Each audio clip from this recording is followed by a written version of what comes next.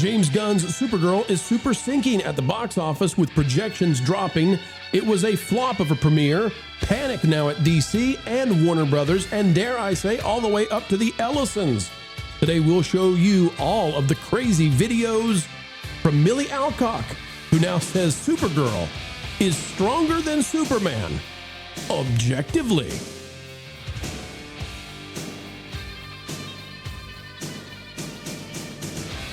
What a time to be alive, ladies and gentlemen. Welcome back to the Pro Channel, where we continue to give you the news you need to know. Keeping you ahead of the culture curve is what we do with a zeal that even the Holly Weirds can feel. And Millie Alcock, the star of Supergirl, well, she's one of the real Holly Weirds, if you know what I mean. Rachel Zegler, you might even have some aspirational things to view out of Millie Alcock as she shows you a trick or two in destroying a box office. That's right, this sucker is now aimed lower than the Marvels. In the latest box office projections, we'll talk about it. Smash that like button, and here we go. To say it was a fiasco would be an insult to fiascos. Supergirl was a tragic damage of Warner Brothers and DC. And we're going to start in a funny way because this just gives you some flavor as to how the night went. A journalist is barely going to touch Millie Alcock to let her know they need to take a photo. And Corn Sweat is going to dive in like a bodyguard ready to slam down enemy infiltrators. Get ready. Here we go. Wait a minute. We can't play whatever this music is. We'll just silence it. It's adding nothing. All right. Hang on. Millie, could you turn around? Whoa, man. Get you back off, Millie Alcock. You back off. She's Supergirl. What are you doing? Hang on one more time. Come on, man. Hey, Millie, could you turn around? We need to get a photograph. Hey, what are you getting? This is Supergirl. Gosh darn it, she's stronger than me. This is the flavor of how last night went with Supergirl. Geeks and Gamers is covering it. Marvin is the author here. Supergirl star Millie Alcock sparks debate after claiming Kara is objectively stronger than Superman. Maybe this version of Superman. Says DC Studios Supergirl is once again finding herself at the center of online debate after Millie Alcock claimed her version of Kara Zor-El is objectively stronger than Superman. Here we go. Who's gonna win, you versus Superman? I'm gonna win, but it's because he's gonna let me win. Because he is. That's just his character. Yeah. But you're also stronger. But I'm stronger. Objectively. Objectively stronger, so I'm gonna win.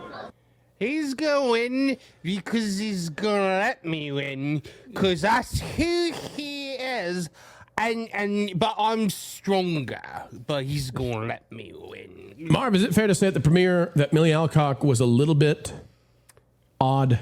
She seemed odd. I think that's fair to say. Is that bubbly? Yeah, like she seemed like she may have been having a great time. Having a good time, we're having a great time, not the same kind of time. Says a familiar franchise flashpoint, whether Alcock intended it as a joke or not, or whether she even remembers saying it, the reaction highlights how sensitive many audiences have become to comparisons between well-established male heroes and newer female leads. You all know the deal with Indy and all of that. By the way, it keeps getting worse. Supergirl stars Millie Alcock, again, Geeks and Gamers, get Marvin. She admits she's never seen the original Helen Slater Supergirl movie. Because why? Why would you ever dare watch the source material? Not just that, Pro. Has never also seen Captain Marvel or Wonder Woman or Black Widow or any female-led superhero movie ever. And what did she say her favorite superhero film is, Marv? I think The Incredibles is incredible. Both of them. Is that in this one? Is that in this article? The video's in there for a second. Here we go. You ever watched the original Supergirl movie? I haven't. Do you watch a lot of comic book films? No.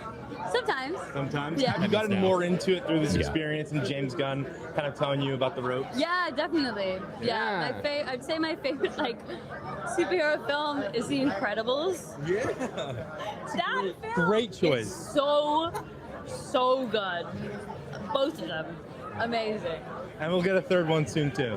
She remembers them from when she was 5. All right. Wow. This premiere was just awful. How awful is it? Well, even Grace Randolph says, how unfortunate. Oh my goodness. How unfortunate. And then wouldn't you know it, people, the other critics, the ones who are like, hey, you can't ever say a bad thing about a girl, they are losing their minds about Grace Randolph. Scott Menzel is having to step in and try to save her. Says the amount of people tweeting about Grace Randolph today proves not only how much influence she has, but also how recognizable and well-known she's become. I've known Grace since the beginning, and it's incredible to see someone maintain that level of cultural relevance and impact for nearly 2 decades.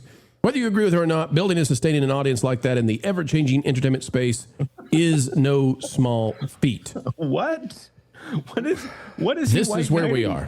But Jonas, because we all they don't know what to do. Because she's kind of ubiquitous in the space. She has more access than anyone can explain. Like, why does this person show up at everything?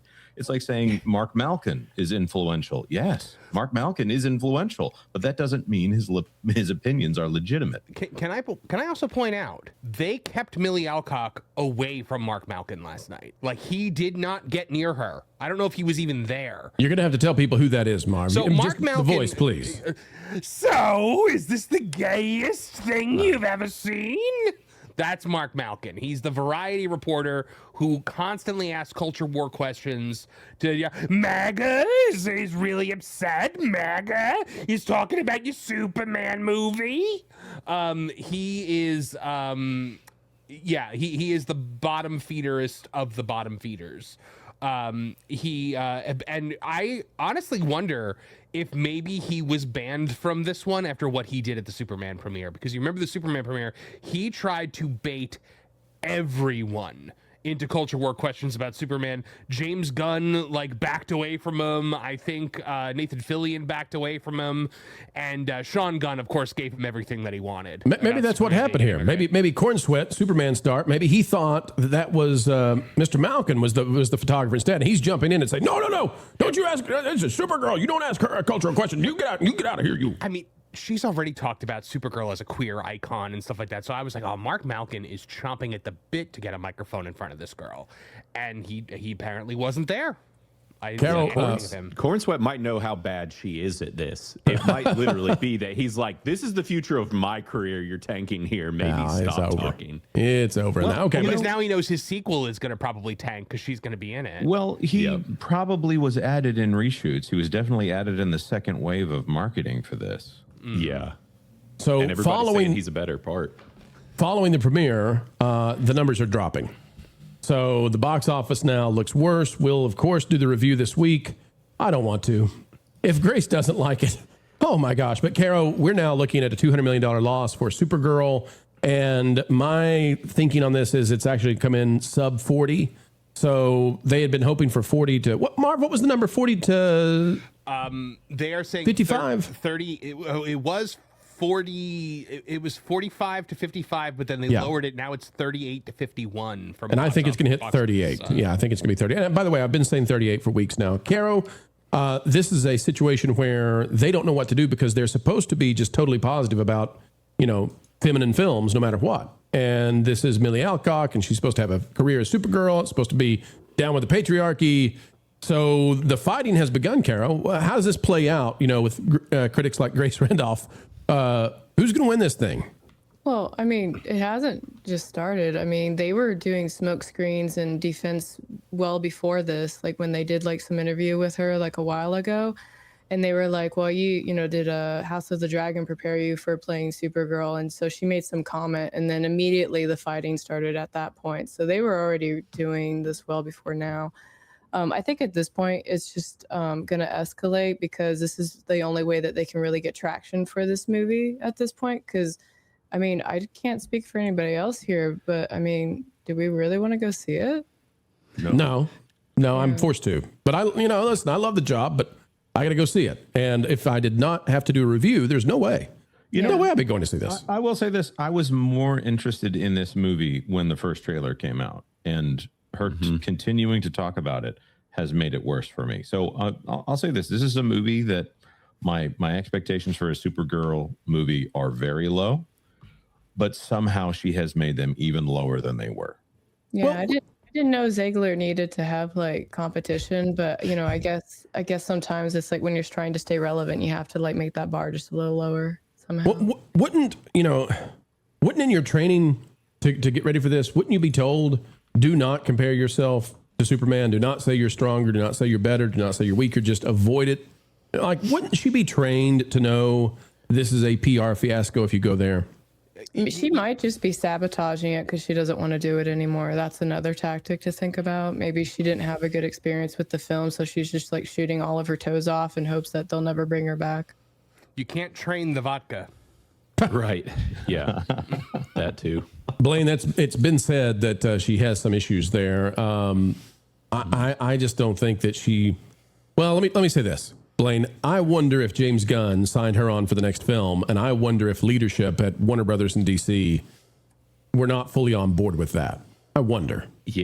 Yeah, that sounds very possible. Which after this press tour, I don't see how they would be on board with it. I mean, as Jonas said, I was more excited when the first trailer came out and was like, oh, this could be okay. And I even defended like her showing up at the end of Superman and whatever. And I'm like, I don't know, let's pump the brakes, wait and see what they do with it. And then she has just proven that this is the whole thing is a terrible idea. So, there's another one, Pro, that I am currently working on for that parkplace.com, but I can send you the Variety article on it. We don't have a video for it, but she doubled down on all the LGBT stuff as well on the red carpet. I can put that in the private chat for you. But yeah, she talked about how she is, she's everything a modern woman should be, essentially, is what she said. No. According to Variety. No. I love that response. No. Here's the article as we wrap up this particular topic. Antonio Ferme says Millie Alcock embraces queer readings of Supergirl and loves how the movie ditches a romance storyline, a great representation of a modern woman. Yep, that's everything you need to get the superhero film to win. Ew. Everything you need. She's figured out the formula. She is doing everything the Marvels did and more. And now, folks, we're just going to see, can it go lower than the Marvels? I think indeed this is going to pull it off. You know, one of the greatest things we get to do each and every day is speak out and reach out to folks who don't know how entertainment works. And frankly, we think entertainment matters so much. It's why we do what we do. And you can help us send this out to even more folks. Click that like button, share, subscribe, and drop a comment down below. And wouldn't you know it, folks, we're even on Patreon. It's www.patreon.com/WDW Pro. We've got to go, but until the next time, keep learning, keep growing, and as always, keep having fun.